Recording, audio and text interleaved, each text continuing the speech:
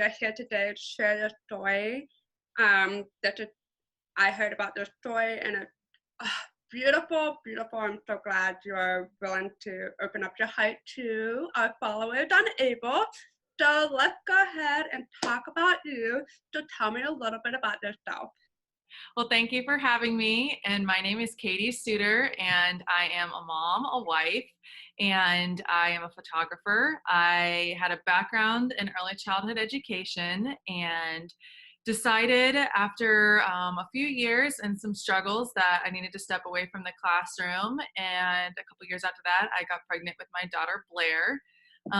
Blair was a preemie, and that had its own level of obstacles that we had to overcome. So Blair's experience and Blair's start to life has shaped who I've become, and my advocacy for her has helped me become a better person, a better mom, a better wife, a better friend. So I cannot wait to share her story and my story getting to this point with you and with your followers today. Yes, yes. Okay, so now let's talk about why we're here today. So I want you to open up about the struggle and give me a little history behind it. Wonderful. So, like I said, I was in education and I was a general ed teacher in an inclusion classroom for 5 years here in Norfolk, Virginia.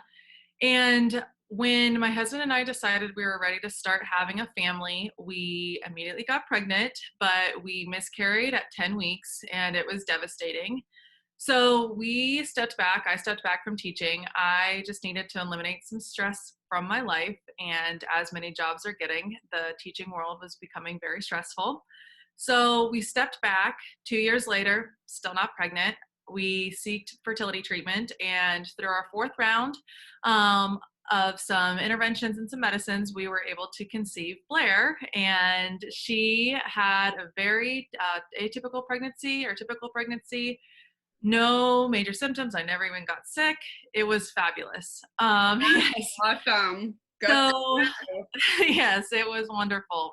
And it all started on December 4th, 2018. I woke up that day and I noticed that I hadn't felt Blair move. I do have a thyroid disease, so I take medication in the morning, and normally that medication would kind of jolt her awake for the day.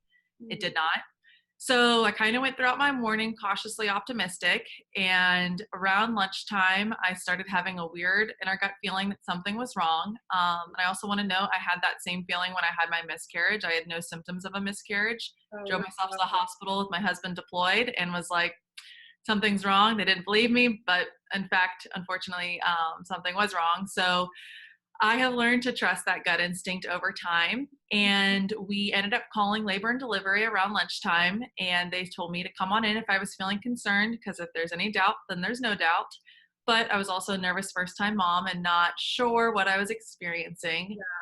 So we got there mid to late afternoon. And after being hooked up in triage, there was concerning information about Blair's heart rate and her breathing levels. She was showing that she was bradycardia, which means at her age, she was below a 60 heart rate, which is very slow. Newborns are normally born around 170 to 190. wow. And then she was apneic in her breathing. So at 30 weeks gestation, babies are starting to bridge the gap from being almost amphibious to breathing room air. Okay. So they should start to swallow amniotic fluid that kind of strengthens their lungs, strengthens their windpipe. But Blair, in a biophysical profile ultrasound, showed no movement. She showed no practice breaths or swallowing. And on an ultrasound, you cannot see the blood flow of a cord. So it was unsure to us as to why she was behaving the way she was behaving. So for my first hookup in triage and labor and delivery to the operating room was 47 minutes, if that tells you how fast everyone moved. We decided the best bet for Blair's life was to deliver her at 30 weeks, 6 days pregnant. Okay. In the OR, I did not get to see her. What happened was she was head down at an ultrasound I had a week before, but she had flipped herself breech and she had a short cord and it wrapped herself twice around her neck. So as she was trying to get out of the position she was in turn strangulating herself, making her breathing apneic. When she was first delivered, she did let out a soft cry, but she did have to be intubated and she needed some assistance. But we were told that she was not necessarily without oxygen. firmly believe had we waited any more time, we would have lost Blair. Yeah. So about 4 hours later, I got to meet her, and that's when all the questions as to what's going to be Blair's quality of life, where are we at, what's her chance of survival, what's her chance of, being a neurotypical child, where do we go from here? So a lot of the questions we have, we still don't have answers to, because each year of her life, we're going to see different cognitive developmental milestones, and we'll have to go from there to see where she is. But as of right now, we know that she has a PPS murmur, which is a pulmonary stenosis of the lungs to the heart. So the deoxygenated blue blood isn't quite communicating with the heart. It's not an uncommon murmur to have. They say almost 1 in 4 people have them, but it is something that isn't caught. So she's going to be regulated with that. Okay. And she does receive physical therapy and some other interventions that I'm sure I'll talk about. But overall, it was very eye-opening, and it really tested my limits and my faith in myself, my faith in God, my faith in others, especially with all we did to get to Blair, and then to be her start to life. It was devastating, to say the least. So it definitely threw us into a new world we didn't even know existed. NICU world, preemie world, parents of a child with whether it be physical disabilities or cognitive disabilities, we are not sure. Right now she's just turned 1, so it's just turned 1 December 4th. So it's an unknown that we're still going through. Yeah, but you guys are still like embracing what you guys have in the present, and I love that. And I just love that. And it's so funny that you went to Georgia State and studied special education, and now you have special education. Well, not special education, but a child that may have some kind of disability going on. It's so funny because my mom UGA and got her education and minor in audiology, and then she had me. So it's just funny how God planned that out. So it's amazing. So okay, tell me a little bit about how did that affect your everyday routine?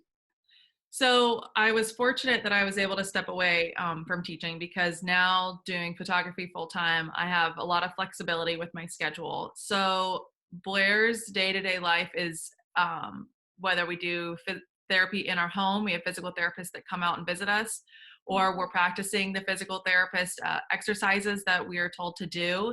She also sees a slew of doctors, especially during RSV season. She goes in every 28 days for antibodies to help prevent her against RSV. And in turn, it's made us become way more aware of the environment that we surround Blair with. So we've had to say no to plenty of things that I feel like had I had a full-term child, we would be able to do, because Blair's autoimmune system is her autoimmune system is compromised. Mm-hmm. So it definitely puts a different spin on being a parent of a young child. The best thing that we have is through our insurance and through the military support, we have an early intervention program that Blair is a part of. So she receives support up until she's 3. It's almost like an IEP before she starts school. So she is getting interventions through physical therapy. She'll eventually do speech therapy. She is seeing an ophthalmologist for her eye. Her left eye turns in, and so we're debating whether she's going to need surgery. We're doing an eye patch throughout the days now. So I'm just very fortunate that our day-to-day life has become more flexible, because having a child that has needs greater than a full-term child definitely has its own set of challenges. So being able to go to the doctor's appointments, we're at the Naval Hospital at least 3 times a month for appointments. So it's nice to be able to have that flexibility. And, this child has seen more doctors than I'm sure she's cared to count. So she's a pretty perseverance little girl. Wow, you are a strong mom. Like, that is Thank you. awesome. Like, you are showing so much positivity and so much strength, after what you've been through. And I think that's absolutely amazing, because, God gave you that for a reason, and He saw how strong you are, and you're amazing. You are. Thank you. So, what is your life motto? To share with our followers, what is your motto that you always that you develop and always fall back on? Maybe that will help others. Yeah, absolutely. So, as I said earlier, we went through a period of infertility and loss with another pregnancy. And so, my go to model is it's a hard day, not a hard life, or it's my life motto is it's a bad day, not a bad life. And there are plenty of bad days where it feels like, why me? Why Blair? Why my husband? Why is this happening to us?